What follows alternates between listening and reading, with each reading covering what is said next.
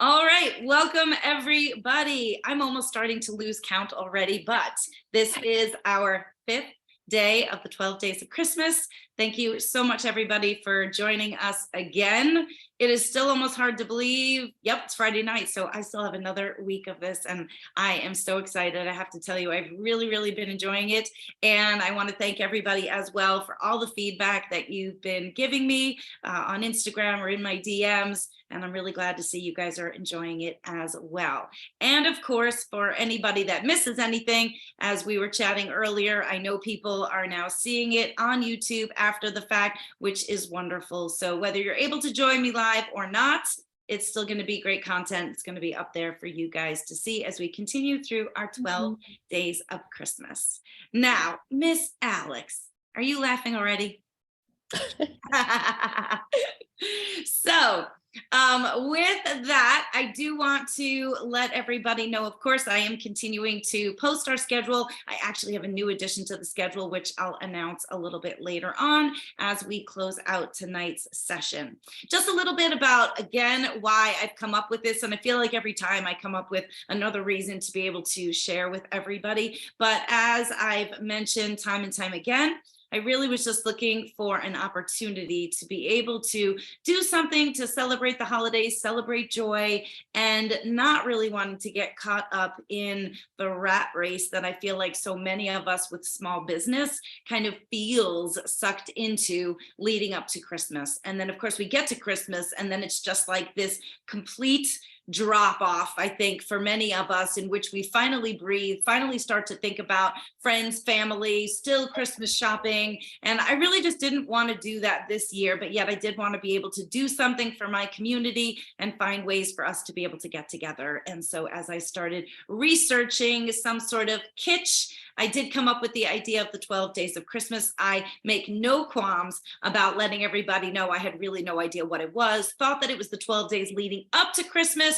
was so excited to learn that it was the 12 days after Christmas and then leading through the 6th. Now, technically, I know in many cases it should have started on the 25th, but you know, we did start on the 26th because of course, who wants to be Zooming on Christmas Day? So that's our 12 days of Christmas. We've got different guests lined up. Most of them, of course, are centered around our fiber crafting community. Some of them you know, and I'm always most excited perhaps about the people you don't know. I'm also excited about the people that are newer to my community. So perhaps all of these folks are new to you. And I've also tried to create some diversity, such as our guest last night, which I have to say, guys, I was overwhelmed by everybody's responses, considering it was like a non-fiber discussion. It was more of an agriculturally based discussion, but yet a client of mine that I'm connected with and a business that I appreciate and respect.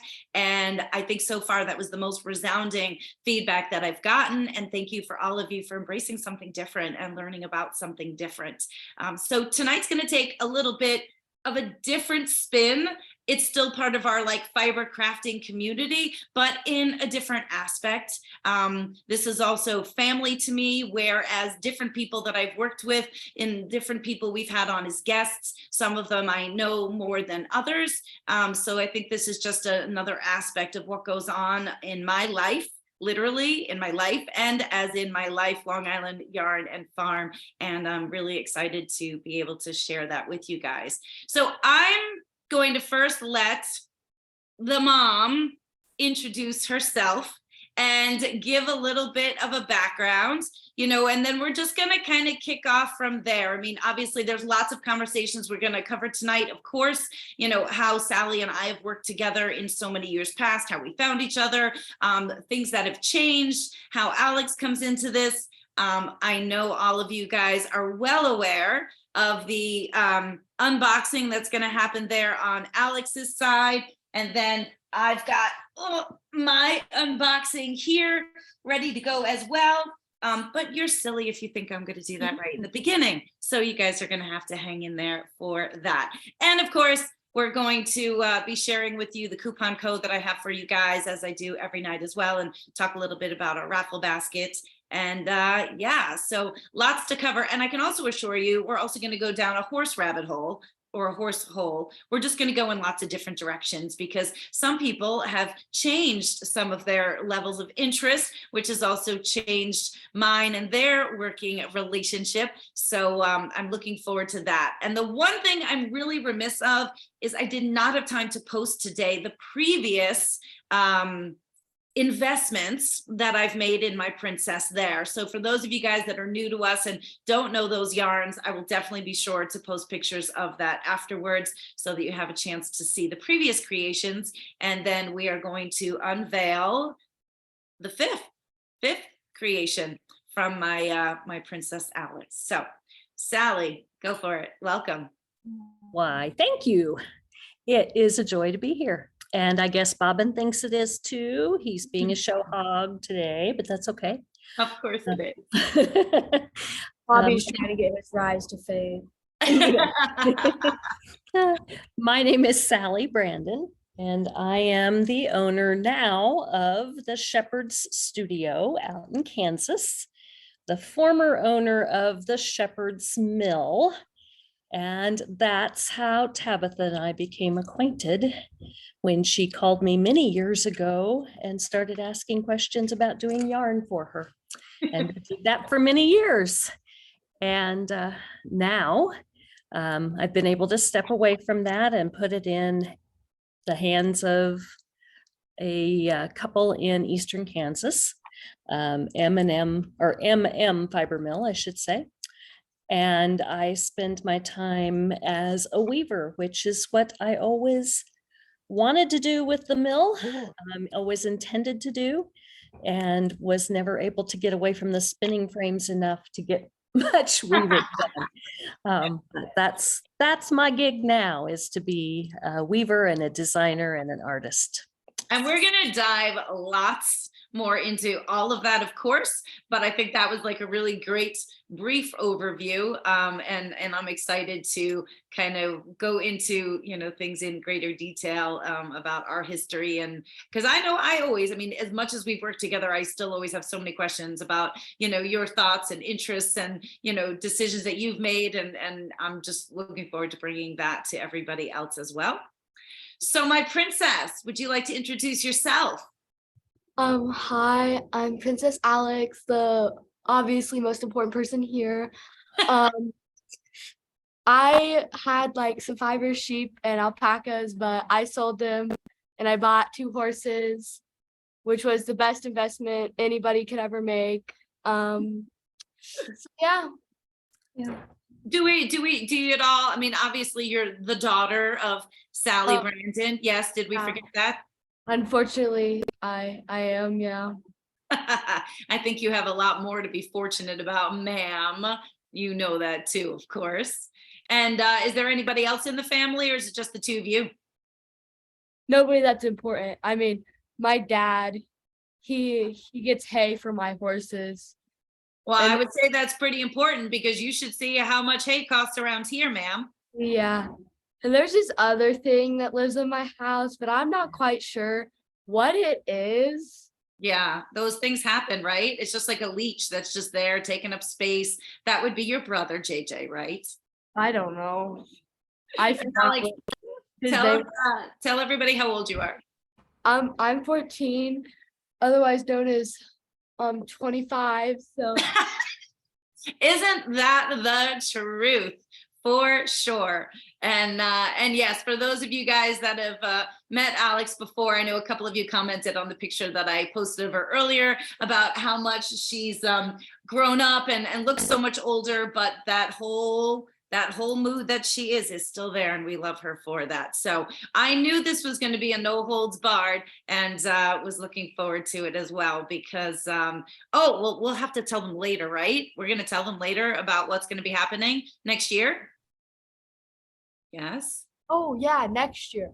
Yeah, I know. Well, it's almost next year. We still have to just, like, you know, another day and a half or so. Sorry, so I'm we'll talk about that as well. So so as Sally had mentioned, guys, and for those of you guys that know my yarn, my journey at least, and I'll kind of start it off, and I always love to hear Sally's renditions. I mean, one of the things that we always kind of laugh about in terms of our working relationship is, you know, I'm like the crazy New Yorker, and they're kind of like the calm and, you know, God-fearing people out in the Midwest, and I just pretty much stormed all over their life. And I know I entertain them, and they absolutely entertain me as well. But I had originally worked with a different fiber mill when I was first starting out, knew absolutely nothing about what I was doing. And as I started to learn just like a little bit, basically enough to be dangerous, what I really found about the place I was working with is the quality control was not exactly there in terms of what I wanted. Because as somehow or other, my princess, I'm the queen, you know, we very well fit each other. Actually, what I said to Sally earlier on text, I said, every princess grows up to be a queen, because she told me she heard a little bit of princess in my texting. I said, well, absolutely. So that's, I think, how we all get along in that way. But as I was starting to do stuff with my yarn, it was kind of like, okay, well, I want this done this way, and I want this done this way, and this done this way. And as the customer, right, I'm paying for it. And I just found that that mill had trouble after a while kind of keeping up and keeping things straight. And maybe it was just not a great time for that mill. Either way, that kind of sent me on this journey. And this was back when I had a lot more time on my hands and could do things very due diligently, as I often do if I'm going to really like dive into something. So again, as I said, I had enough information to be dangerous. And I literally remember creating like this flow chart of all of the different characteristics that I was looking for. So what I did was I Googled, and I'm sharing this because honestly, for people that might be watching this down the road that have their own fiber and they're, you know, wondering what to do with it, I'm constantly getting people asking me about like mills and where to go and who to use. And it's such a personal decision, because maybe your decisions are based on finances, maybe your decisions are based on location, maybe your decisions are based on the fibers you have to work with and what that mill's able to work with. So, you know, there's jump in, Sally, go, don't raise your hand. How many questions were on the original spreadsheet? Okay, well, first started, I literally Googled fiber mills and like wrote down as many of them as I could and looked at every single website.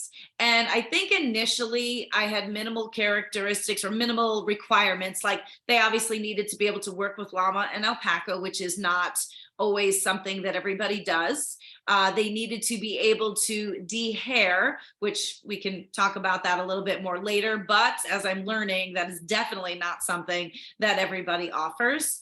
And you know, price was a factor, of course. And then also at that point, knowing that I already wanted to like design my yarns and create blends. So it was minimum requirements. That's another thing too. Like some mills will only do certain pounds of fiber. And at that stage of the game, when I was starting, you know, I wasn't able to say, oh, sure, I'll send you 20 pounds if that's your minimum, that kind of thing. So I do know that I wheedled it down to 6 mills. I still remember that to this day.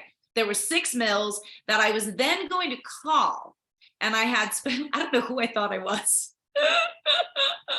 So I had 6 mills that I was going to call and, you know, say that I was looking for a new mill and I had these questions and, you know, did they have time to be able to speak with me? So that also right there for me was a big deciding factor in terms of like how my call was received, like whether or not people were interested in talking to me. And some definitely got knocked off the list right away, you know, for that. I Yeah. remember that conversation being over an hour. Well, that's Me, she can talk a lot. I can talk a lot. Absolutely. I have the gift of gab, but hopefully the gift of gab with a whole lot of content for everybody. But yes, And, look, I mean, really, I guess when it comes down to it, as a customer, I think in anything anybody does, I feel like that's important. If I'm going to be spending money with somebody, and as much money as I spent with you over the years, but here's the thing, Sally, you as a person, it didn't matter. And I know this for sure. It didn't matter if somebody was calling you with 2 pounds of fiber or 20 pounds of fiber, if they were going to use you once or if they were going to use you 20,000 times. Like, that is just your personality. And I think that that's, the reason why you're where, you are, perhaps compared to some other people as well. You didn't get to see her personality go from stop. Oh yes, I can help you with that. Okay, there's always behind the scenes things, right? That us as small business people are reserved to hold to our own. The most important thing is what we project on the outside. Now, very well, Miss Alex, I've dealt with your mom so long, there's no hiding. I know exactly what she is through and through, and you guys know me as well. Yep. It's just she happens to be your mom, so there's a lot of things that you don't like about that, isn't that? The one thing I don't like is when she gives me that. Which is probably why you are lucky that you're sitting in the other room right now. But the thing is, you've got 2 moms that are going to look at you, and you know what? There's this button up there, and I can just hit mute, and then it's amazing how silent you go. Jennifer over here, she is dying. Well, Jennifer is the one that calls you a whole mood, and you are, and she definitely appreciates it. I told you people were looking forward to it. So I am with a that, hot ma'am, mess express. all right. With that, ma'am. So, Sally, the one thing I will say is one of the reasons why I also know that I continue to work with you is because you were willing to teach me. Because I know when I first started this, I really had no idea what the hell I was doing. I really had no clue. I didn't know how the fiber is supposed to be sent to you. I know I sent you shit in the beginning. It probably had things in it. I will never forget the one time Jay taped a piece of hoof to my bill when it got sent back to me, because apparently I didn't skirt it well enough. I was like, okay, sorry. Yeah, Jay's much tougher than I am. You know that. Right? It was comical for sure. But, legitimately speaking, right, that's something for people to keep in mind. I mean, I don't know, this is like 1,000,001 tangents, but talk to me about the kind of fiber that would oftentimes get sent to you. Oh my goodness. Over the years, I think we dealt with everything. But the education part was so necessary, and not just for you. You were willing to learn and wanted to grow and get better. And that always made things easier. Just the job of skirting and preparing fiber for the mill is a huge task. And in the mill, we can't take it on because our people were running multiple machines, and it was impossible to pull somebody off those machines to reskirt for somebody for less than $100 minimum. And so that's kind of cost prohibitive in most cases. We did have tricks and equipment and things to, kind of improve things. And you mentioned the dehairer, and we used that a lot for things that had nothing to do with hair, vegetable matter, and all kinds of things. I'm going to mute you, Alex. I have 2 things to say. Okay. We use our machines for fingers sometimes. And also, one time my dad found a whole toolbox in fiber, and he called up the guy, and the guy was like, keep it. Really? Well, it wasn't a whole toolbox, but it was several tools. And yes, we had one serious accident in the mill, and that was pretty rough on your mama. Absolutely. Absolutely. Yeah. So what she's referring to is somebody lost their finger in one of the machines. So I've got things going in different directions, which is great. And guys, really a lot of this also too is not just about Sally telling her story, our story. I mean, we have so much to share tonight. And I think even just from last night, and Jen, it's okay, I'll come to you if you have a question, or you can drop it in the chat. But, you know, part of this also, as I'm actually realizing as well, is so much of like people not even understanding, which is great, you know, about the whole process. And it was quite some years ago. I'd have to see if I can dig it up.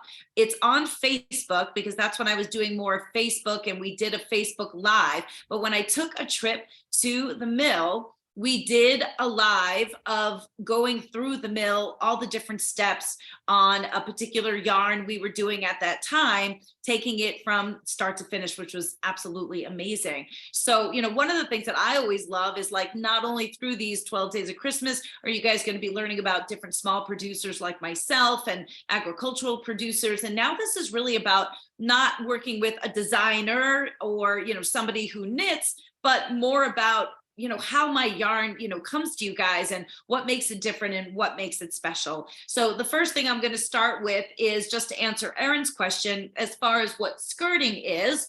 And that is also too one of the reasons why I know I'm guilty of having moved away a little bit, of having my own farm to yarn, or as much as I should, because of the time that Sally was just talking about that goes into it. And instead, in many of my more recent yarns, just because of a time's sake, you know, Sally has worked to resource fibers from local farms in her area through co-ops. So still all American fibers. We just maybe can't specifically say like what farm it came from. She'll get those fibers, and then I'm still designing it along with Sally. And that's really probably my most favorite part. So that skirting though, as I think about the bags and bags of fiber that are surrounding me in this farm, like it's now all up in my hayloft. It's up in the loft of one of my sheds. I think I've finally gotten fiber out of my trailers. Oh, but I have a huge roll-off container trailer with fibers all filled in there. So I probably have a problem. And what? Like one of those big cargo containers. Yeah, I know what that is. Yeah. So one of those big cargo containers. So either way, I obviously have a lot to sort through, and probably on any given day, because most of my fibers is kept in garbage bags, somebody might think I should belong in an episode of Hoarders. But as I always say, there's money in those bags. And I am looking forward. That's my 2023 resolution, is to get back to that a little bit as well. So the skirting is now when I shear, I will skirt my llama or alpaca as I'm shearing, and the prime fibers go into a basket, the rest fall to the floor. When you are shearing a sheep, that fleece comes off all in one piece, and then you need to skirt or go around the edges and remove any of the dirty excess parts of the fleece, or also like around the legs. That's what we call britch wool. It's a lower quality fleece, oftentimes on sheep down the neck. It gets very much full of vegetable matter or VM and not worth trying to process. So you're really taking all of that out so that I'm not paying basically, because you pay on the incoming weight, the way Sally ran her business and the way Penny and Roger are. So you really, as much as people are aghast at how much fiber is on the floor next to me and how much I'm throwing out, it's really vital, because otherwise you're paying for garbage that's going to otherwise get discarded as it goes through the machines. So that's essentially in a small nutshell as far as what skirting is. And believe me, with all the questions I'm sure you guys are going to have, this is really just going to be a great incentive for me to kind of continue this little like podcast forum and move on from there and continue to do things like this, so I can field as many questions as I can. So Dawn, I'm going to come to you, but I'm going to highlight you. You can go ahead with your question, and then we're going to kind of go from there. All right, go ahead, Dawn. You can always leave me little. I lived in Wisconsin and learned to spin. And the ladies that were teaching me there, I was very privileged to have a lot of ladies in the area that did that. There's a little mill in Argyle, Wisconsin. I don't know if you're familiar with it, Sally. And they got together so that they could raise their, because these are women that wanted them to do their own yarn. So they kind of got together and said, okay, we need to have a place, and they only do within a certain radius of it. But they give you tours. And I really feel that anybody that purchases custom yarns or more primitive yarns, I don't know if that's the right term I'm using or not, Tabitha, you let me know. If you have an opportunity to go through any of these mills that will let you, I think that seeing it in person is so different and gives you such an appreciation for what is done and the work, even though it's done industrially to get the roving, it helps you to appreciate it. If you're doing the spinning, it also helps you to appreciate how, even with the big manufacturers, but how the smaller, all the handwork that's done to make it. And I think it's important if you ever get an opportunity to do that. It's just very different in person. That was it. I appreciate all the work that you do. And I appreciate all the work that you do, Tabitha, as far as what you supply for us to purchase.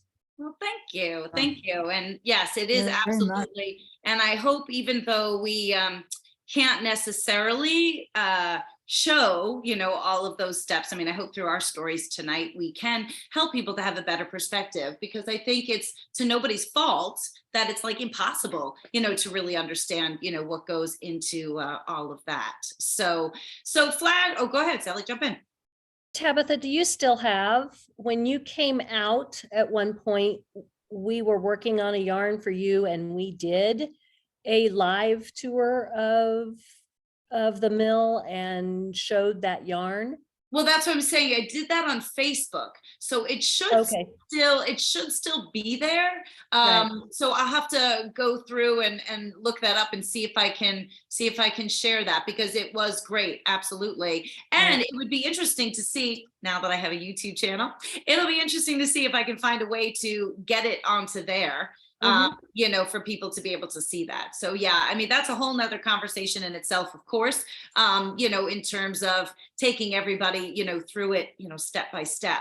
But my question for you, Sally, is what do you think makes the spinning of your yarn? Because look, you're now training Penny and Roger, and we'll talk a little bit about that briefly, but everybody always has said, as I've grown with you and have had a greater appreciation for what we produce, there's always an appreciation, a love, or people notice, that the yarns that you've always spun for me are different in some way. There's a different feel, there's a different look.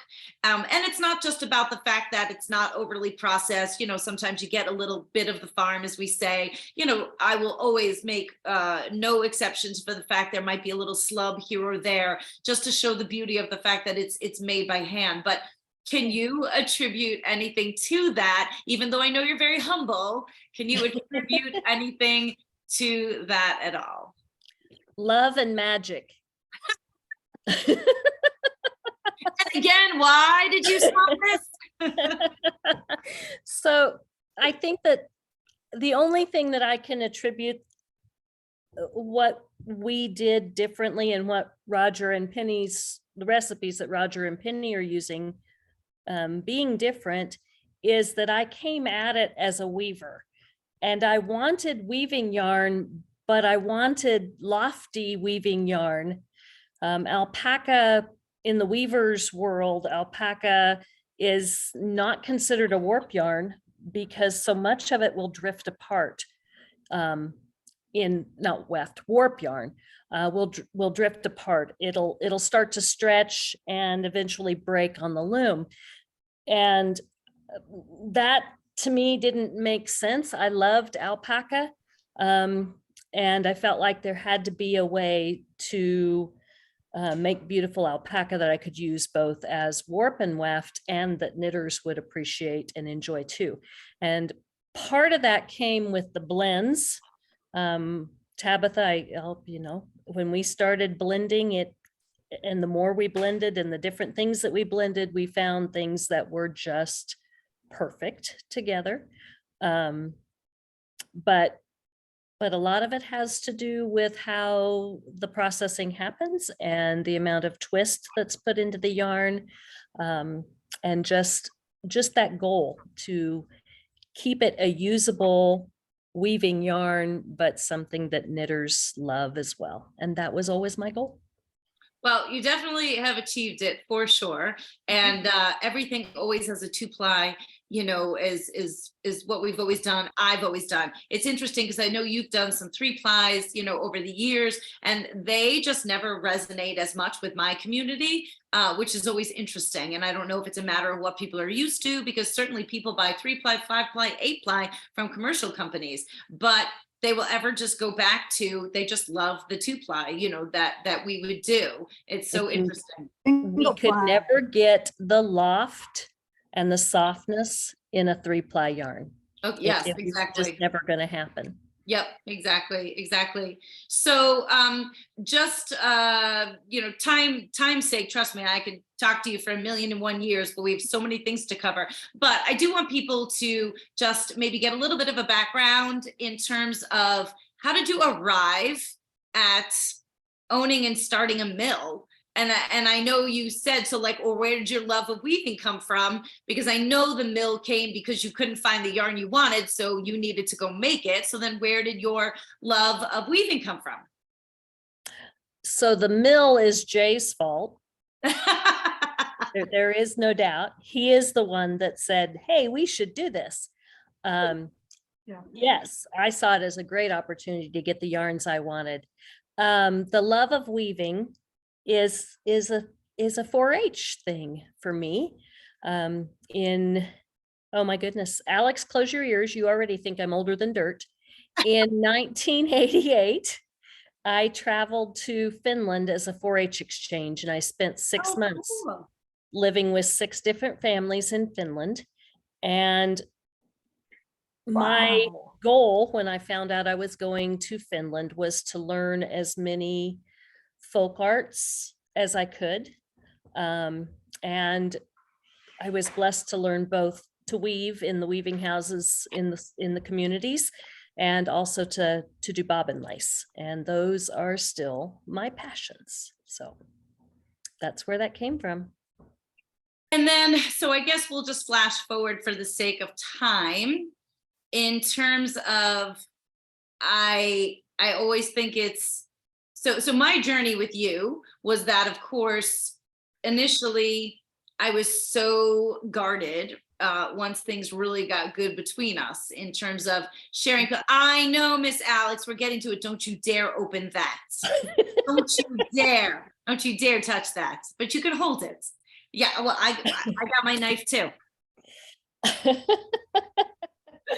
So, I remembered that early on, and, I've grown so much working with you, as well. And then of course morphed into wanting to be, or feeling comfortable being more transparent, feeling more comfortable with you. And really also being confident in myself that, if somebody was going to copy what we were doing, then we were just going to come up with something new. And that happened. And we continued on. So, of course, it was a difficult transition for me. I mean, probably less difficult for you, but because you were going on to do something that your heart called you to, and that's amazing. And I tried to, of course, embrace that as best as I could, knowing I was still going to always work with you. But so let's just, jump forward, talk to people a little bit about your decision to transition, what you're doing now, because then of course I can't wait to show off the piece that I'm wearing. Of course. So the decision to transition was way tougher. It probably was a 3-year decision. And when it finally came to a head I was working myself out of a job and had 2 good gals working for me that I felt like had the abilities, the 2 of them together, to move on and take the mill where it needed to go, while I went to the weaving weaving room. And I was gone on a Friday afternoon. I was out making some presentations about the weaving. And on my way home, I got a phone call from one of those employees, and she resigned, was giving her 2 weeks notice, and she went to work for the county. And I went home and in tears counted the number of employees that I had trained in the 17 years that I had owned and run the mill, and thought to myself, I can't do the training anymore. I was just at that point. I was so excited about making the transition and knew we had it in a good place, and it was ready to take off. And when that ended, it became, I guess, the start of the end. And Jay and I held out for a long time because we did not want to just drop any of our customers. And so we kept looking for somebody that would buy the mill in its entirety, that I could train, and they could pick up where we left off. And we had probably 3 or 4 different people that looked at it seriously, stepped away from it. Jay and I were just ready to give up on that when Penny and Roger found out about it and stepped in to buy the mill. So it's been a difficult transition. Number one, not having employees anymore. I always said I was the worst employee in the mill. I have found that to be true in the last year. It's quite a trick to go back to producing yourself and keeping yourself accountable when you've had other employees to help. So the last year of transition has been a trick as well. I've been in Kansas City, and Roger and Penny are just south of Kansas City. It's about a little over 5-hour drive. That's because you live in the middle of nowhere. No, we live in the middle of everywhere. 5 Everywhere hours. that takes 5 hours to get. Right. 5 hours to Denver, 5 hours to Kansas City, 5 hours to Cheyenne, Wyoming, 5 hours to Oklahoma City. It's all good. I wouldn't trade it, except when Tabitha's coming to see me, because the nearest decent airport is 3 hours away. So No, it's gotta be longer than 3 hours. but I got to see the world's largest ball of twine. right. Mind you, it was adorable. First of all, it was huge, but the fact that there were benches around it that people would actually sit and look at it, I thought was so charming. You know, The in thing, Kansas, we do anything for tourists. That's all there is to it. I ate bull fries. Yes, you did. And it was forgot about not a big deal. I wanted it to be Fear Factor. Guys, I was like expecting, so bull fries with bull testicles. Now, I don't usually eat meat of that nature, but I'm like, woof, it's like when in Rome. I'm like, when in Kansas? Lord knows you are not going to find bull fries on Long Island. So I'm like, all right. I'm like, I'm all ready. I'm like, I can do this, and I'm thinking Fear Factor. I'm expecting this. I know the size of bull testicles. So I'm expecting these big, I'm like, all right, I can do this. I'm thinking I'm gonna bite into something. It's gonna be like juicy. No, honestly, it was so boring and so easy because basically it was sliced and smashed and breaded and fried. It looked like a chicken cutlet. I was very disappointed, but I ate it. Alex, have you ever eaten bull fries? No, but I think it's strange that you think this biggest ball of twine is so cool, because it's not cool to me. It's just another thing that the crazy world has come up with. Exactly. Cool was not in my vernacular. I didn't say cool. Like, it's bizarre to me and it's kind of comical, but we're not going to razz on the people of Kansas, who apparently are very proud of their world's largest ball of twine. Like, that's just somebody who has too much time. Made up. I mean, what is twine? It's just a big ball of string. So twine is what they use to tie hay up. So like the bales of hay are wrapped in twine. And over the years, they have saved it, and it is huge. It's flat on one side now because they can't wrap it on the bottom. They can't move it. Yeah, it is huge. It is huge. So anyway, that is, those are, those are a few things about, my trip in that direction and all. Well, when I tell them about the thing later, wonder what I'll find pretty cool. Okay, well, not a ball of twine. No, We do have a big duck. a big duck. Ducks. Okay, so Long Island was known for raising ducks for meat because of all of the water that we're surrounded by. So in a town not too far from us, it's called the Big Duck, and it's like a tourist thing.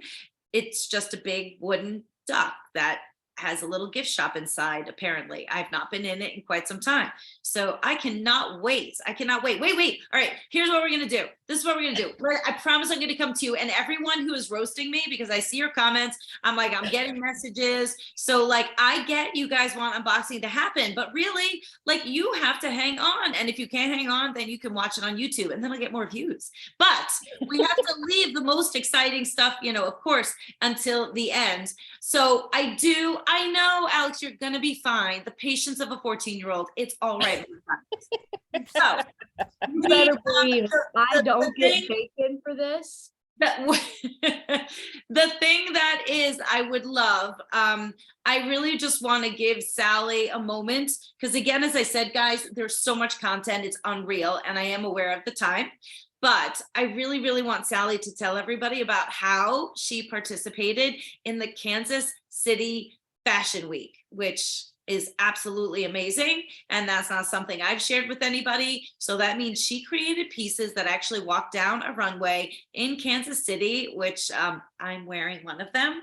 So I would love for you to tell us a little bit about that, your inspiration. Lord Alex, my child. I wore it first. Well, yes, you did. And I have a picture of you in it. That's because it resided in your home. Who's it named after, Princess? It should be named after me, but No. All right. So go ahead, Sally. Tell us quickly. Yes, I was very blessed this year to jump out of my comfort zone into being a weaver. I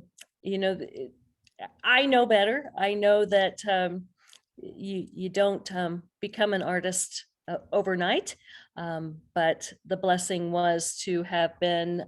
It was an application process as well as an interview process, and was chosen to be one of almost 40 designers featured at Kansas City Fashion Week, the first week in September, second week in September. Anyway, and that was an amazing adventure.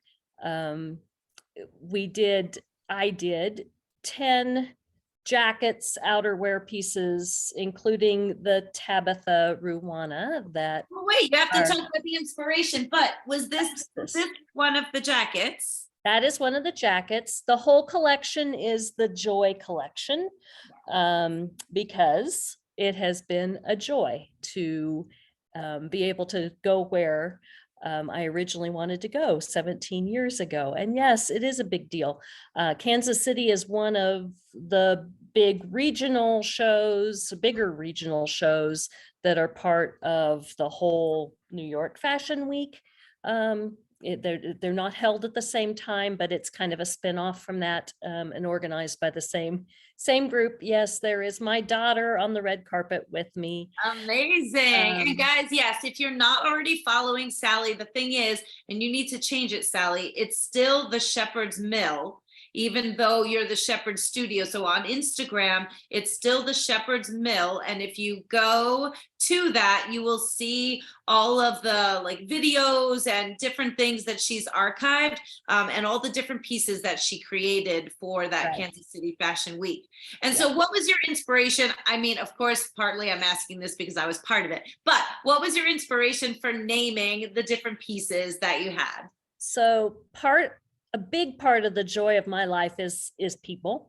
And I have been very blessed to be inspired by some amazing women.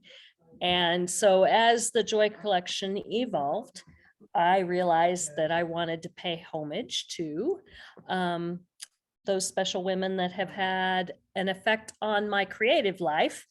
And there is nobody that is more known, was more known among my employees, among the people of Phillipsburg, than my dear friend Tabitha. And that's good and bad. And I will hold all of it. I will embrace all of it. and she's always pushed me, and we've spent a lot of time creating yarns and dreaming about yarns, and she always gave me a challenge or two along the way to try to overcome. Sometimes things I just didn't think were going to be possible, we made work. And so the Tabitha Ruana, it ended up being named Tabitha because I had some of her white picket fence yarn that I was not proud of and not pleased enough with to send to her to sell to you all.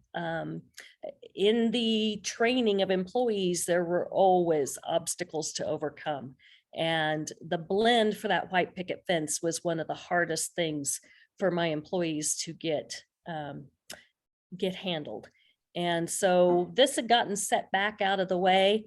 And when I was thinking about pieces I wanted to do, I wanted to do something all in white, and that was there. And hence it became the Tabitha, because it is part white picket fence. It also has some mohair boucle in it. And I love it.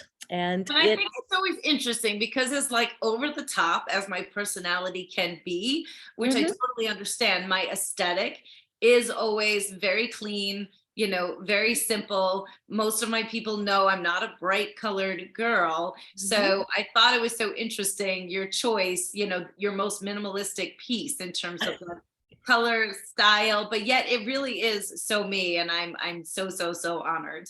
But there's an intertwining of the fringe on that one. Yeah. So Yeah. guys, my Fringe screen detail. is not really like set up well for you to see the whole body and the whole piece, because it's a huge piece. But is this what you're referring to? That is what I'm referring to.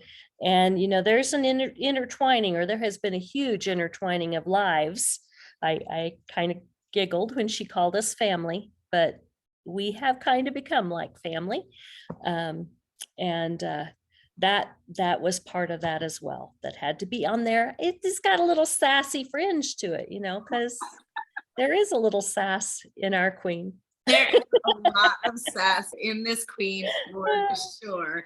And the one thing I will say is, we're not like family. I mean, I'm gonna choke up. You can't do that. I made you cry the last time we did a live, so you can't do that this time. We always do, but I thought about this. I thought about this as I was getting ready for it, because, one of the things is for anybody that knows me, and I know my people are roasting me right now, so I'll stop crying. But there are certain people in business you have to work with because you need to get a job done. And I don't do this to make a huge profit. And if I can work with people that I absolutely love and appreciate, that's why we do this. That's why we work 24/7. That's why we dream and we, collaborate. So it really is for me, it's a joy because I always want to achieve that. But look, what I've learned in recent past is not everybody else wants that in business. Not everybody else wants their business to be family. But I so do. My business is relationships. My lifers are my relationships, and that really is true. That's why this one, I'm gonna sass on her, but I didn't ask her to start texting me at all hours about like her horse and, you know, how to help her and things like that. Or even when she was little and she would grab the phone from you. And, you know, it's like, so you guys are my family. And I told her, you know, she's one of my kids I never had. And, you know, that really, guys, is the beauty of it. And I think if there's nothing else, that's probably what's the hardest thing about this transition, is because the love that was between like Sally and I and the aesthetic. That's the other thing, guys. This might not come across the correct way, but the fact that we are from two different worlds, two different styles, I am telling you, this woman has my aesthetic to a T. You know, like she wants to make the stuff that I love. And you guys all know, I don't follow trends. If you want bright neons now, I have done some collabs to, you know, be different, but at my core, at my heart, what I am is what Sally is, and that's why it just works. And so the exciting thing is we are going to continue. See how much I just dry up my tears and I move on. But the exciting thing is we're going to continue to work along together. We've got some other things in the works, and I'm going to shift gears super fast because there's some other surprise that I don't know about, that I couldn't even tell you guys about, because I don't know. She was posting something and didn't tag me, and I saw it. So I screenshotted it and then I sent it out to the world. And then she said something else today and I was like, I thought you meant you were working on some surprise for me. She's like, that was done last night. So I'm excited to get to that. You really expected me to be that, I can't, if I was going to do a surprise, would I take a picture of it and send it to you? Well, no, but the fact that you posted it on your stories and I know. you were like, I hope Tabitha doesn't see it. I was like, busted, I see it. I'm like, I want to know what it is. So with that, I'm going to wait for my surprise, because my Alex, you have been so Yes. patient. Get your fingers out of your mouth. It is your my child. So, Okay, all can right. can I tell them the news about next year? If that's what you want to talk about first, absolutely. Yeah. Oh, and wait, I think we should have a meet and greet. I think we should have a Princess Awesome. Queen meet and greet, don't you? Because there's some faces up here that would get a chance to meet you if you wanted, especially I'll be famous. Jennifer Andrus, who's like loving your mood. All All right, so you tell them. So next year I'm gonna bless Tabitha with my presence in New York.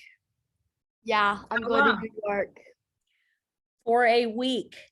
Can you all, believe this? now you all need to start praying for Tabitha. Oh, no. I am not worried. Because Alex has no idea. She has no idea. And I've warned her. I'm like, look, we're End going of to have a good June. time, but it is going to be boot camp.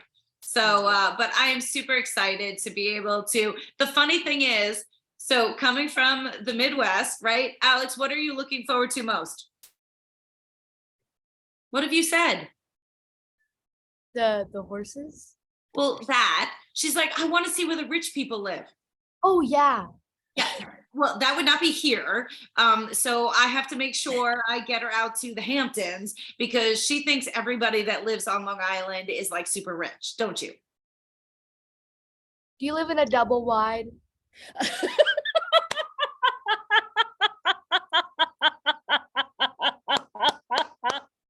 Well, okay, so truth told, I do own one, I just don't live there. So there are people on Long Island that, yes, live in double wides. We call them trailer parks or trailer homes. And there's other people that travel in RVs and things. So it is not uncommon whatsoever. But you have a house. Yes, I have a house plan. And what- if I'm not mistaken, it has more than one floor. Okay, there's plenty of people that live on just one floor. Having two floors, you know what? Having 3 floors, you know what that means? It means exercise. It means as you get older, I got to run up and down flights of stairs to do laundry and things.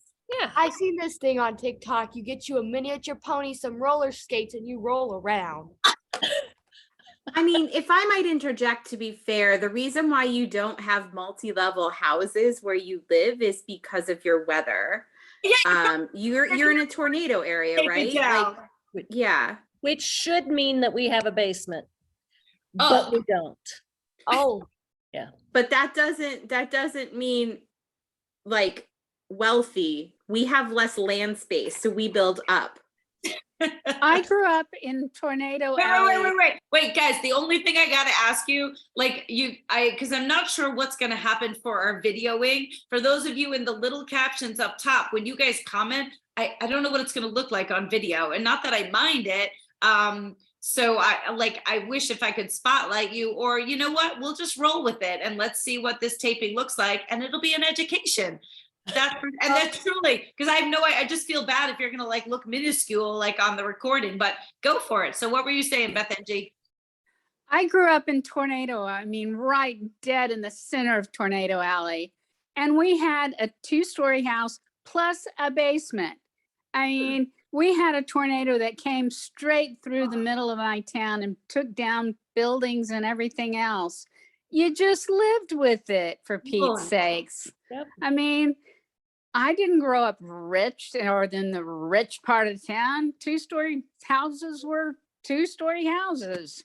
Well, look here. Go ahead, Sally. Most old farmhouses around here are 2-story, but we don't live in one because my husband doesn't like big old houses. And when we put our house in, we didn't have kids and really weren't expecting kids. I'm Alex and adopted. Alex and JJ came to live with us 10 years ago, and became part of our family when they were 3 and 5. And I am so blessed. That is how long I've worked with them. I was there for all of that. Yep. Tabitha's been here before all of that craziness. Yeah, I was here before you, ma'am. Well, duh. I think that might have been an older than dirt reference, Tabitha, but I'm not sure. Oh, he's not over 50 yet. Oh. Yeah. Not over, right? Not over. At, Yes. not over. You're 50? I thought you were like 32 or like 28. Oh, you're my angel. Thank you. Because I don't have kids that I look this good. There you go. Oh, Gotta text some people. Hold on. wait, it's your show now. Come on. Yes, Oh, all right, it's your show. So here's the thing. We're going to keep this brief as best as we can, because honestly, as everybody knows, and this is not even me, like there's so much content. There's so many great things. I just need you to talk about the animals that you had, where your yarn is coming from, why you were interested in that, and then your change in things, because honestly, where you're at now is so true to my heart, because I grew up as a horse kid. That was what I loved. I didn't have sheep and llamas and alpacas first. So you and I have flipped lives. It's like the Parent Trap. We're just like, we're changed, freaky. So just tell everybody a little bit about your background about that. I don't want to make anyone feel bad and stress my wealth a little bit, but I did. My mommy forced me to get alpacas. She just, Alex, you're gonna do this. It'll be good for you. And I'm sure it was. So then I worked for 2 alpacas and 1 llama. And then like, I don't know, 5 years later, my llama got meningeal worm and sadly passed away. That was kind of sad. And then I bought well,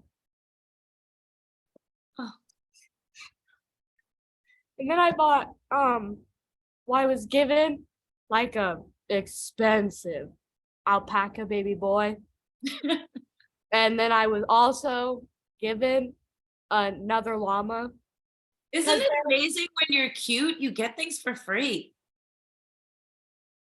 Shush, Mom. No. It's a curse to the mother. She was also given an Angora bunny. Oh, shh. So where did I don't even know actually, where did the sheep come in, Alex? So I bought the sheep. I bought 2 ewes What did you buy them with?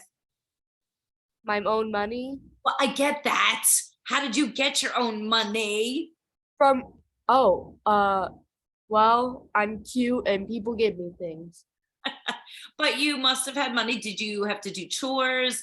Did you have little jobs? Like, because really, you don't realize that at your young age, for you to be telling me at 14, the horses that you're buying, my parents bought me a pony at 13. I wasn't buying horses until I got older. So it's amazing. And that's what I'm trying to get to. So, I can't quite remember how I made up the money for them sheep.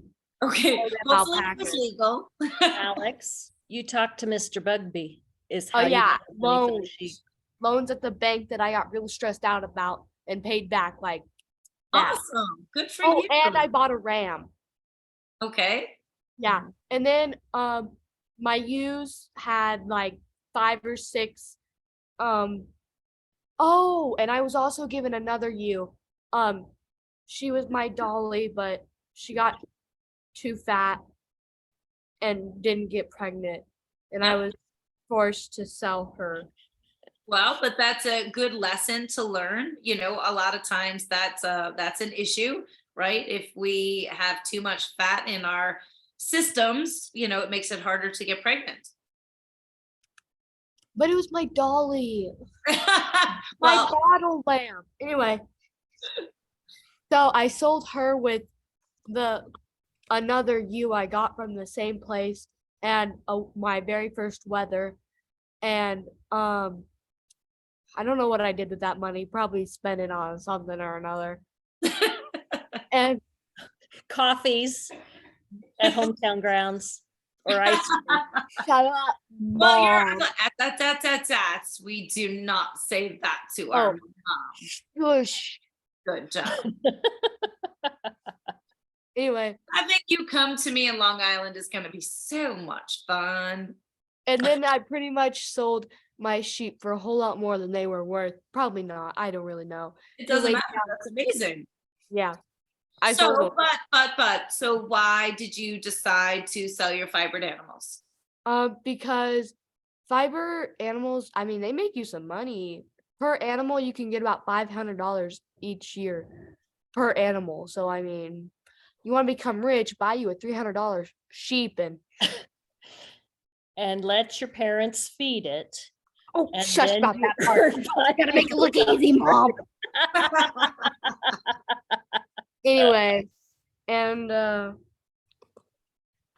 shoot, I got off So you topic. got bit by the horse bug. Yeah, well, my mommy, I've been begging for a horse since I was born. Out the womb, I said I want a pony. And my mom bought me the greatest 22-year-old mare. She is above and beyond. Oh, And so after that, I decided I was gonna go be friends with my neighbor who has like 14 horses. And then I got into training horses and working with them. And I decided, you know, this looks more like a career I want to go into, good. not that. Okay. So I sold my sheep, and I was originally planning on buying another adult horse. And then I found this filly of my dreams. And I don't know about y'all, but there are about 1.2 billion horse colors. And this is the one I've wanted ever since I watched the movie Spirit. If you don't know, I'll sum it up for you. Gorgeous buckskin stallion meets paint horse. They have a baby. That's what I wanted. I wanted their baby. And I have their baby, Palomino paint filly. She's the cutest. And so I bought her instead. And not gonna name prices or anything. Horses aren't cheap. Don't be stupid like me. And my what dad- did I text you too? Because you were Oh. talking. What did I text you? Yeah, feed and stuff, but luckily I don't have to pay for that. So We said, remember, it's not just buying the animal. You know, there's a lot of other things that come along with it, right? yeah. So I'm curious though, Alex, only because I want to be able to give you an opportunity to provide perspective, because obviously when you talked about your llama, that was emotional for you. So, and people often ask me, like, is it hard to sell my animals? I mean, seriously, wait, I'm asking you a question, ma'am, put your phone down. You should read the comments. They're demanding. I understand. Was it easy for you? And we always have to appease our people. I hear you. But I just want to know, like, was it easy for you to make that transition? Like, was it easy for you to, sell your sheep and then just move on to Well, something else? Working with my llamas and alpacas, I formed more of a connection with them than I did just having my sheep be out there and grow fiber on their backs. You really had to get into it with your alpacas because I had to go through a wrestling match with my llama to show him that I'm boss, and if anybody wondered, you can ride them. Can Um, I tell that story? No, I No, won't. Mom. You don't know the story. You were inside Grandma's, not watching me die. So, that's when I didn't really technically sell my alpacas. My mom owns them now, so I don't really have to see them go. I would probably cry if they did leave. But the only sheep I really formed a connection with was my Dolly because I had her for a whole lot longer than you normally would have a bottle lamb because we had no lambs out there. And my dog Max, who my mom does not favor, but I do, we have like, I don't even know how many acres. And I walked all of them with this little lamb following behind me.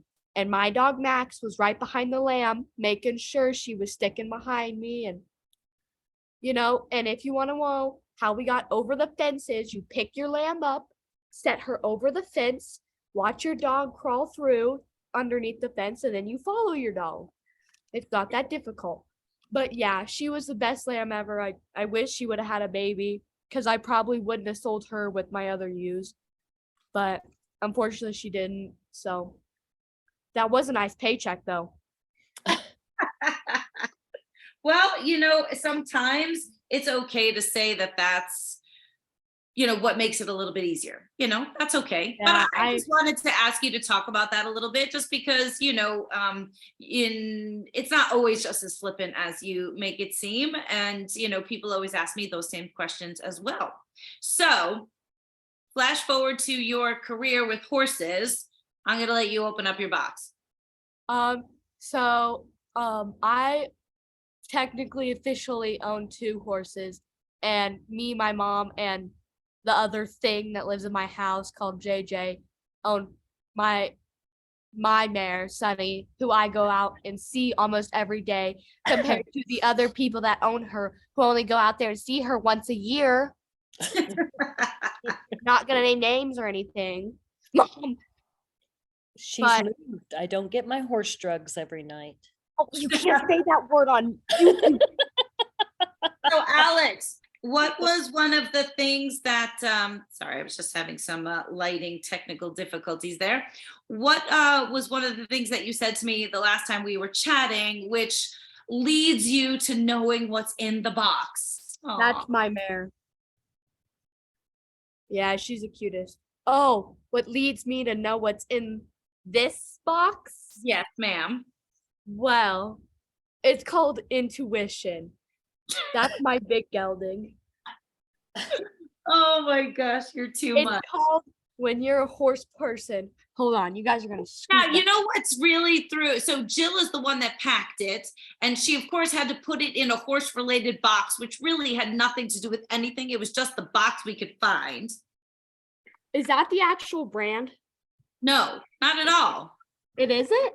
No, Smart Pack does like nutritional supplements and things like Oh, that for Oh, horses. I searched up their website today so I could figure out what it is, just for my own conformality. And they do sell boots, but they're not very cute. Anyway, if you know equestrian English boots, they come up to your knee to help you with support. And this I don't know how to show it, but it just about goes up to the knee.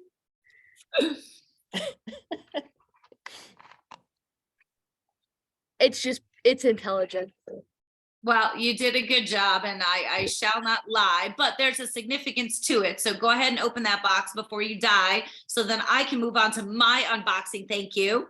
And I Okay. appreciate I do have to everybody. send a I mean, Snapchat. honest, what? I have to send a Snapchat picture of what it is to my. Okay, number after we're one. done, after we're done.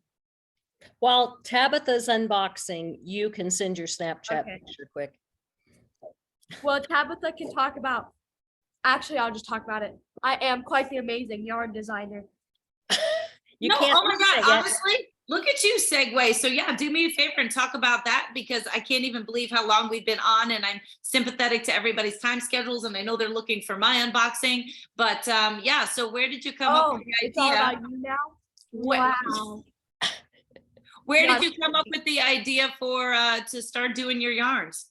So, ow. It's not my yarn unless it's sparkly. And if that is not sparkly, I'm gonna have to call Penny back.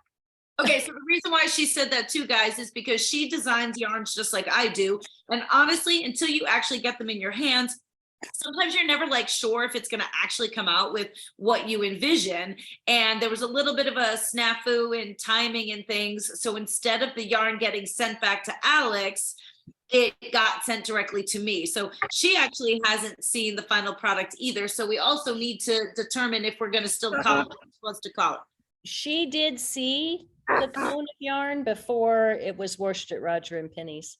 Okay. Is it 'cause that looks like a funny shaped boot, my dear girl. It's because they're big. Yeah. Did they come with their own bag? Well, duh, Mom. The boot bags out here look a whole lot different than that. So what I sent Alex is, you know, my original chapter of my life was horses. That's now her chapter in life. And so that would be a boot jack, ma'am. You got to have everything you need. There's also mud covers in there with them as well. So that way you have those on the bottom so you don't get them all full of crap. But so obviously I was quite the equestrian all through growing up, made my parents poor, did it all through college, and then even did it after college. And when I finally had to put horses on the back burner because I realized I wasn't saving money for real life, that's when I transitioned over to llamas. But I've kept actually my original saddle. My last helmet, I actually turned into a lamp, which is super cool. And I've hung on to my last pair of custom show boots for the longest time. And they've just been sitting around my house. And then Alex originally was doing Western, and then now she's gotten into English. So when she said that to me last, I mean, I hope they fit. If they don't totally fit, but I sent her my boots. She's got the boot jack, she's got the mud covers and the boot bag. And you do need to polish them up a little bit because they've been sitting around. And I know they're a little wonky because they're misshapen from laying around. But those are my boots, babe. What size of foot are you? A little bit larger than you, I think. Yeah. Yeah, but you're gonna grow. Stuff the toe with some. It's not the toe, Mom. It's What? the knee. It's the what? The knee. Well, oh, okay. Oh. Does it go up past your knee? Because it'll buckle down when you ride. Mhm. So when you actually like clean them up and put leather softener on them, they'll shrink, you know, they'll shrug down. And look, if they don't fit, then pass them on to somebody else. But if you can make them work, great. Otherwise, grow. I don't know what to tell you. She will make them work, I'm sure, because she's been wanting some for a long time. Yeah. I can't even believe you just got them on. Because actually, that was the other thing. Did you see the boot poles that are in there? Huh? Huh. There should be boot poles. Did you just pull them on yourself? So look in the other boot. I had them all in the boots. So in the other boot was probably the boot poles. They Anyway, look like, back on the yard. they look like hay hooks. She's not used to English boots by any means. You know, No, the this is the first Western boots. It's all So she Brett- wears. Pull the stuff out of there. Yes, those would be called boot poles. So on the insides of the boots, there's like two little like flaps. And so you put those into the flaps and then it helps you to pull the boots on. But you already had the boot on, so you could do it for the other one. Anyway, so that yard, what the heck is going on here? All right, Anyway, so, well, The you are so gracious. All right, I'm getting my box. Oh, okay. the yard that she has is called Turkey after, because that's what I called the yard I got from my llama, Angus Kai, which is the one that sadly passed away, because he was a brown color, and I would put like reds and oranges and purples and Thanksgiving colors into it to make it look like a 5-year-old's turkey. And then I would put a little shine in there and called it Turkey. And I was not about to stop making this when he died. Like, who is gonna stop me? And so I kept continuing it, and I was gonna sneeze. I can't remember what I made it with last year.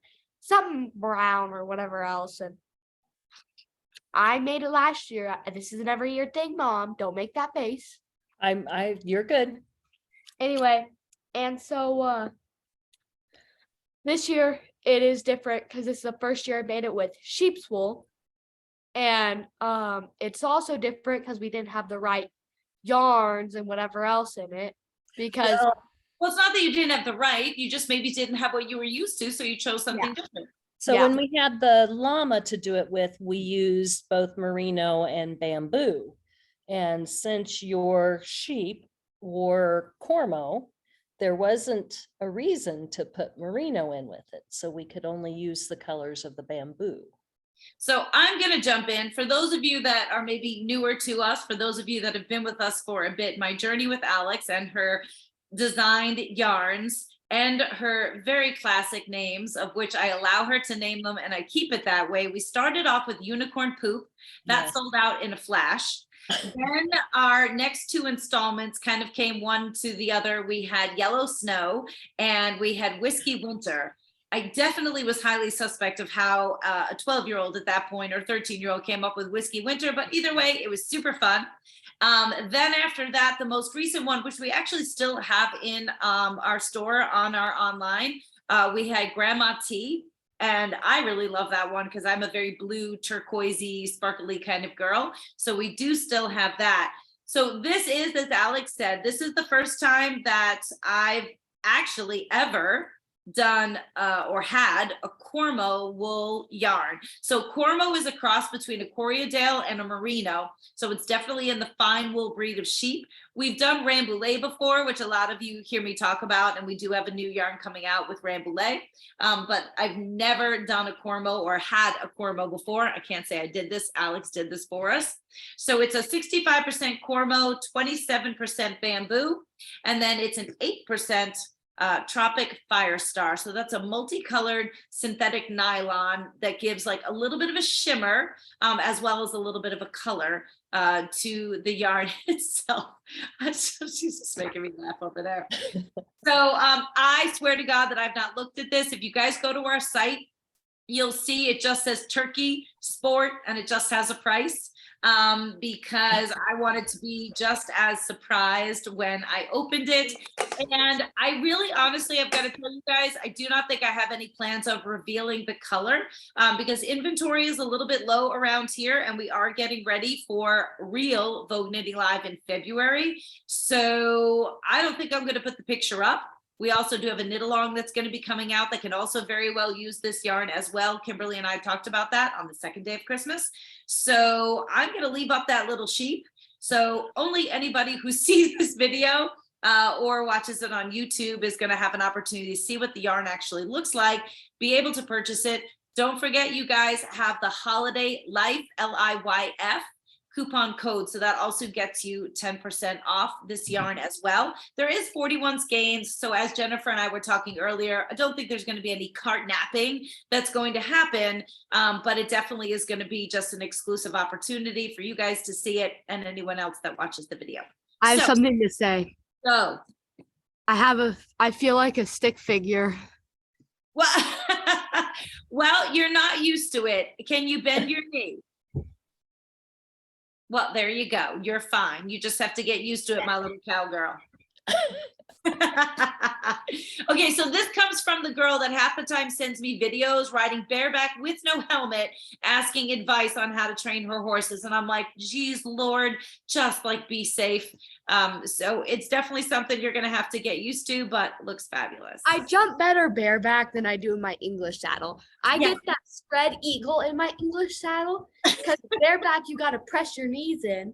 Well, and the stand funny up. thing is when you have a saddle, you gotta get stronger leg to be able to have a better, stronger seat, ma'am. We can go toe to toe about horse stuff. But look, can I open this, Alex? Because the people want. I'm opening it.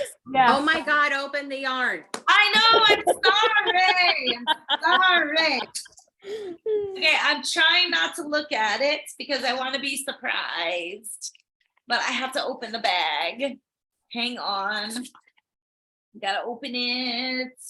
I'm gonna feel it first. It's very squishy. Oh my It- God, I got a free rag.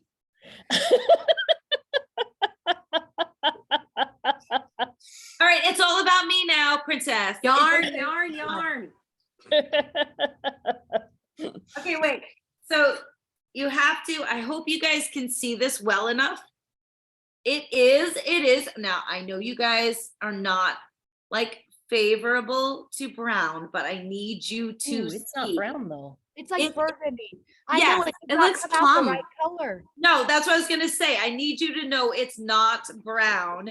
It is, I'm looking at it first. So it is like a deep burgundy color, like very, very, very deep.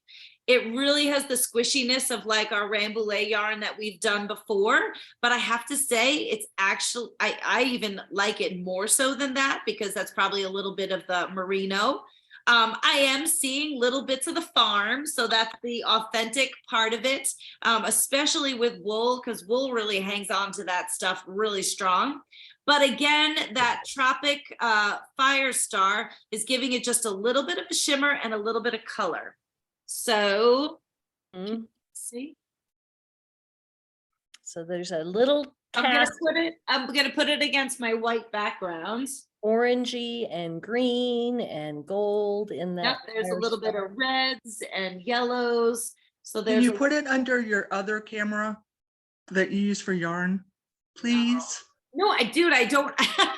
I'm like, dude, no, I I'm don't with have it. her. I Yeah. would if I could, but my setup is totally different for this. So what I will do, how are we gonna do this?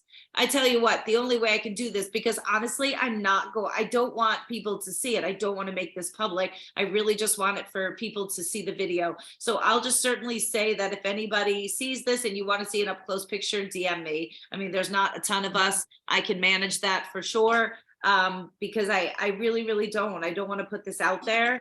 But I'm just trying to, I mean, that's really pretty accurate having it there. Like I said, it's a little challenging in any light because it has a lot of nuances as my yarns, or the yarns that Sally produces, always does. But you can see the sparkle or shimmer. I'm going to call it a shimmer because even if you don't love sparkle, it's just a nice gentle shimmer to it. But it is, it's definitely a brown base, but with the, Sally, do you recall, because it doesn't say here, the bamboo that was blended in, was that a dyed bamboo? It was 3 different colors of bamboo, Okay, which is what her original turkey had 3 different colors, merino and bamboo. okay, So we tried to do that as close as we could with the bamboo, but it definitely, because of the shade of brown, almost black, that sheep was mostly Daisy, Yeah, who that's was her darker Cormo. my darkest. Yeah, it Oh. picked up more of that red color and the purple. so what I'm gonna do, guys, is bizarrely, but I'm gonna stand up, I'm gonna do 2 things, because I also have white yarn here, but I'm just thinking because of my white background, so I don't know, does that help at all? Hmm. No, having it up against that? For you guys to be able to see. Little more of the glisten is showing up. Also, then let me hold it up against, because I just happen to have some white picket fence here. So sometimes doing that as well, if that helps also. So if that helps, just so you can see it next to white picket fence. You can really, really see the luster on this. Alex, are we still calling it turkey? I don't know. I might call it mistletoe. I know you were saying that beforehand, so whatever it is that you want to call it, I know you were saying you weren't really sure since it was past Thanksgiving. She did give me a little hint that she might want to change it, so we'll let her call it whatever she wants when we actually finally tag it. And again, guys, I really will take a picture and put it up. Let me also just see for 1 second, if you guys bear with me, and unfortunately it's being recorded, but that doesn't help. Let me see if I change the lighting a little. Does that help at all? Oh, I have a perfect name for it. What? What? Turkey under the mistletoe. Jill's gonna kill you having to make that tag. But it is always whatever you want it to be. Let me Wait. just, what? Will I meet Jill? Yes. You will meet Jill. Yes, you will. I mean, I guess providing she's still here, which Lord, I hope she still is, but you will. Okay. I'm coming to you, Dawn. So just hang on tight. I don't know why it's not allowing me to. I can stay little. There you go. That's I okay. just want to say that sometimes you just have to invest in the dream. Don't worry about the color. Invest in the dream. Well, That's and you got that terminology because as I mentioned to you, Alex, so aptly, after our first installment of Unicorn Poop, she told me she had more yarn coming out and she would be very interested if I would invest in her and buy her future yarn designs, which I've done. Now, I thought this was the last, but did I there's that, Sally, there might be another installment of Fleece? There, We're only like 2 years behind. So it'll be coming for a little while still. there's more Cormo. We did use all of the alpaca. Cool. No, yes. All right.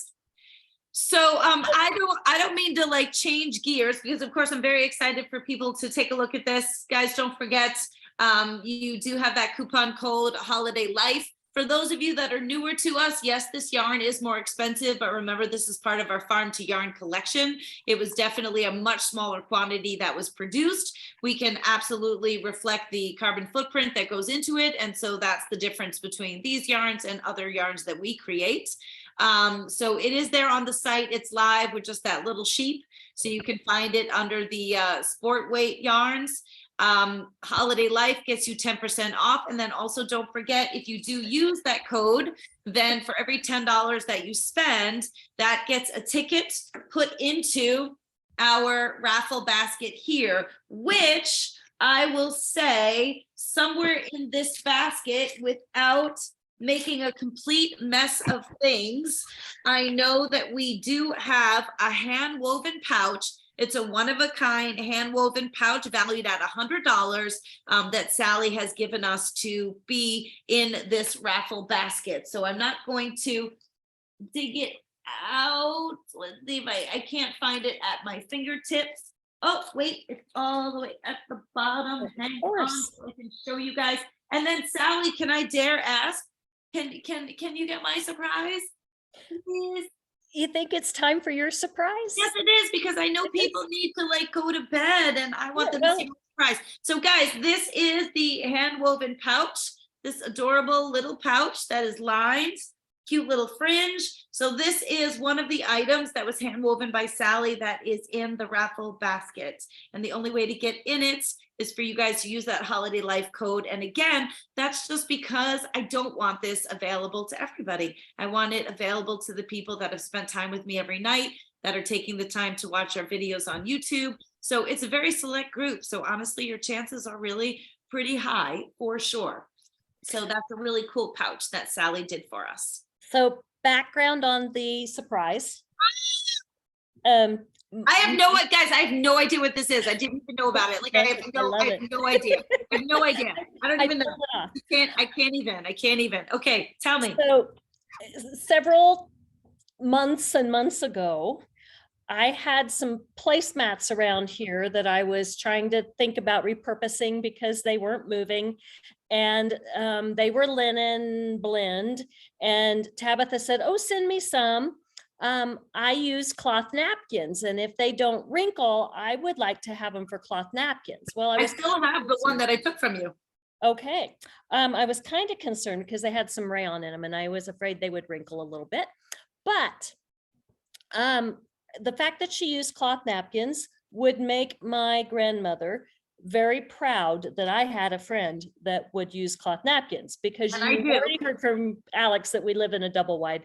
There's more to my redneck story than that. But Redneck. I am so Kansas that when I was in 4-H, there was a wife of the local attorney that did a charm school for us as 4-H kids. And we used linen napkins when we went to her house for charm school. And so here, several months after all of that, I was in a secondhand store and I found these wonderful linen napkins that were ready to be embroidered. And guess who that made me think of? Me. Of course. So when I got them, Jay said, what are you getting linen napkins for? And I said, for Tabitha. And I said, look, I can embroider them for her. And he said to me, when are you going to have time to do that? When I had time to do that was this past week in the evenings after Christmas was over. So there are a set of 4 sunflowers, of course, because, you know, sunflower is Kansas's state flower. I did And- not know that. I love Yes. sunflowers. Yes, and a hand woven basket to hold them. So that will be coming to you in the mail. I was hoping to get it mailed off, but you know, That's all right. days Oh my right. God, I did it. absolutely love it. So you did the embroidery as well as the baskets? Yes, yes. Oh So- my gosh. Thank you so much. I was gonna say, do not make me wait to send it with that child that's coming to me. No, I summer. won't make you wait till June. I have a box ready to go. They will leave tomorrow.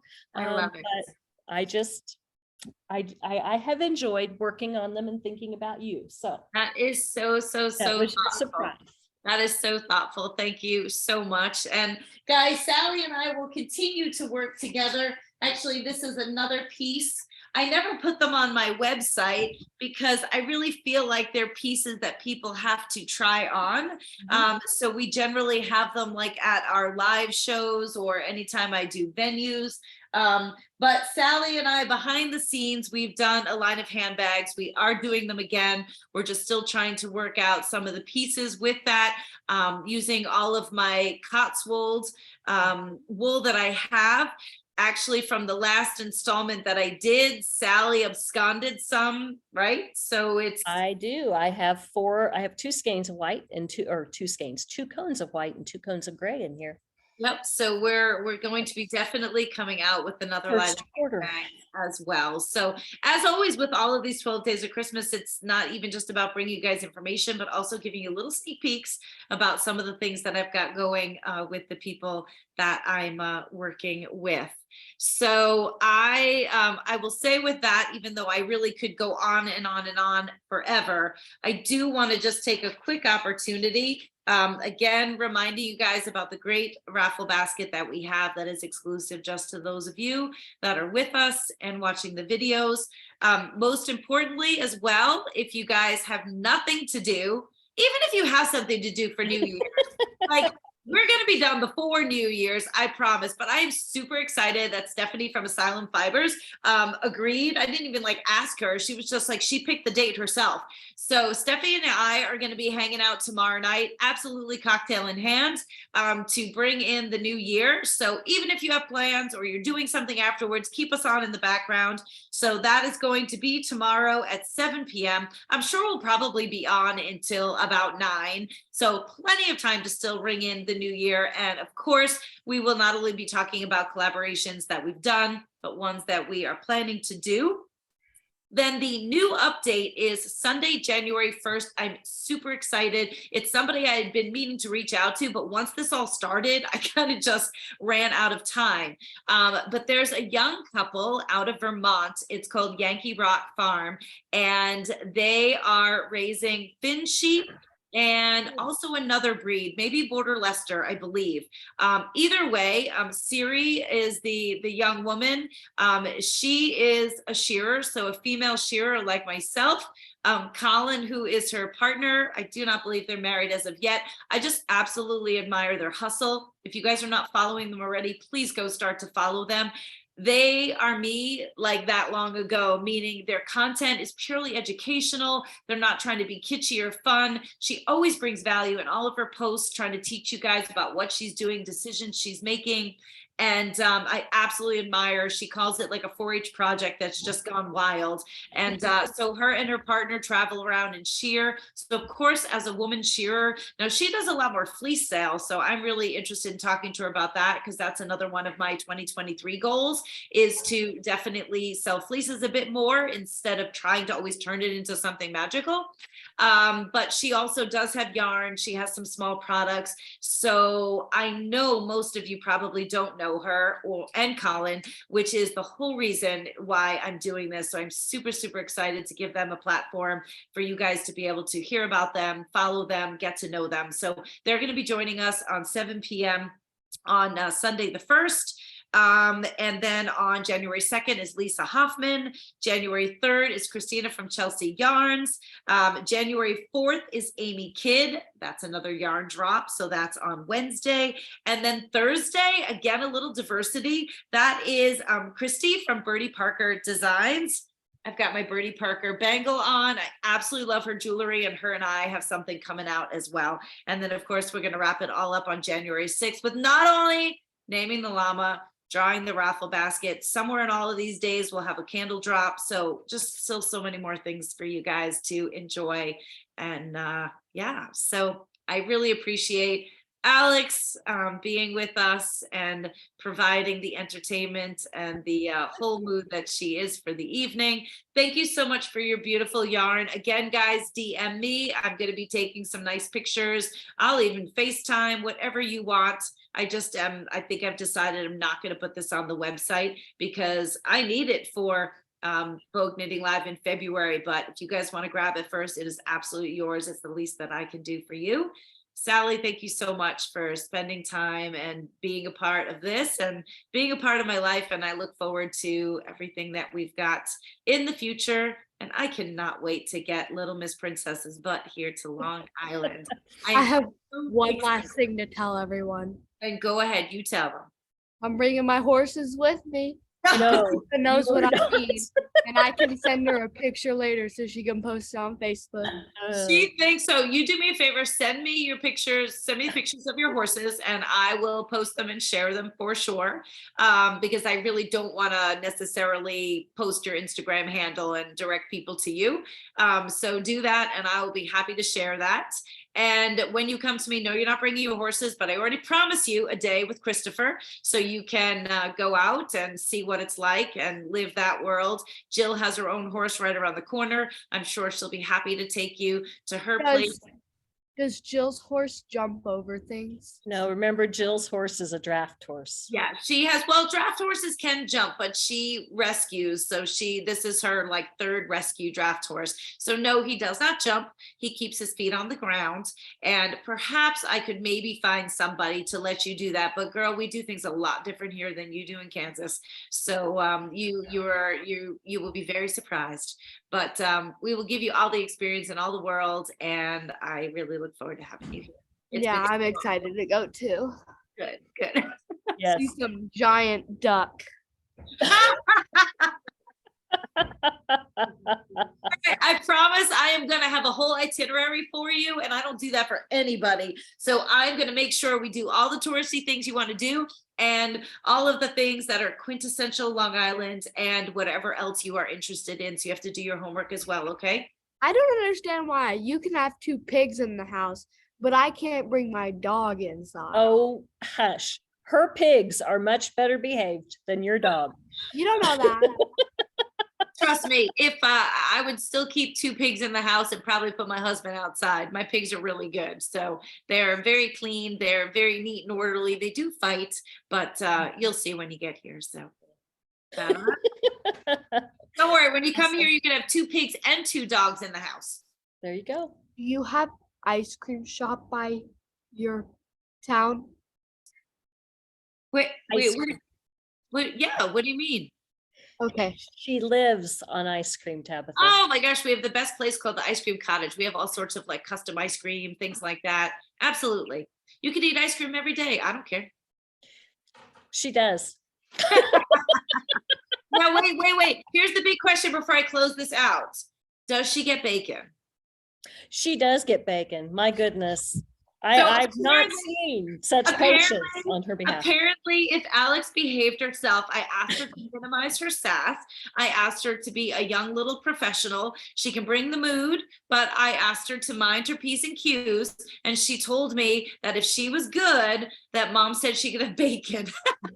You want to hear my favorite foods list? Okay, and then we got to wrap this up. Go, my Okay. dear. Ice cream, steak, bacon, popcorn, cake, oats and yogurt, Dr. Pepper, and a mocha frappe. Okay, so we're pretty good on all Is it of in our- that order? Yes. No. No. All right. So you're going to have to revise that. Seriously, I'm going to post this. You need to text me your order from start to finish, because then based on your visit here, we're going to make sure that, you get everything that you want from all of that. Shrimp is not on your list. Oh, I forgot about that. Yeah. Oh, my word, that's right. And I get criticized. This, I swear, I feel like I'm going to say it's the last thing. When I went to Kansas, I couldn't figure out what else I wanted to eat other than bull fries. And then, kind of like an idiot, I ordered shrimp. And Christopher's like, "You ding dong, we are in a landlocked state. Why in the world are you ordering shrimp?" And he has never let me live it down. I'm like, because that's what I do at home. So here on Long Island, surrounded by water, you're going to have the best seafood you ever would want to have. Okay, so I need that list. I need pictures of your horses, and I need the list from priority to least, but your top 10. It's Are like we a talking- show. Are we talking about the horses I'm bringing with me or my horses? No, your horses, because there ain't no horses coming here to Long Island. That's going to be too expensive, ma'am.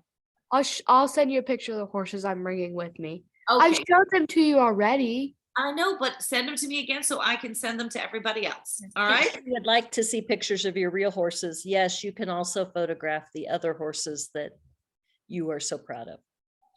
All right. With that, everybody, you guys have all been such a great sport. I know this was like a super long presentation. I'm, of course, fine. I love it. And of course, you can go back and watch it on YouTube. We'll have that loaded up probably at the wee hours of the morning. And definitely share, spread the word. I hope you guys will enjoy this yarn. I'll take some pictures, DM me if you like it. As always, please give me your feedback, guys. Let me know what you think about this. I know that there's so much more informational content that we can bring you about how we bring things from literally farm to yarn. But we tried to cover as much as we could in this short amount of time, and just makes me excited that there's so much more to be able to do. So with that, guys, Sally, Alex, thank you so much, guys. I know I'm going to start texting you immediately as we hang up, but much love to both of you. Much love to everybody who has hung in here with us. Thank you so much, all. For those of you that have been with me every night, for those of you that rallied to be with me tonight, I love you guys all, and I appreciate it so much. I'm gonna go Thank home and you. fry bacon. Bye all. Bye. Bye.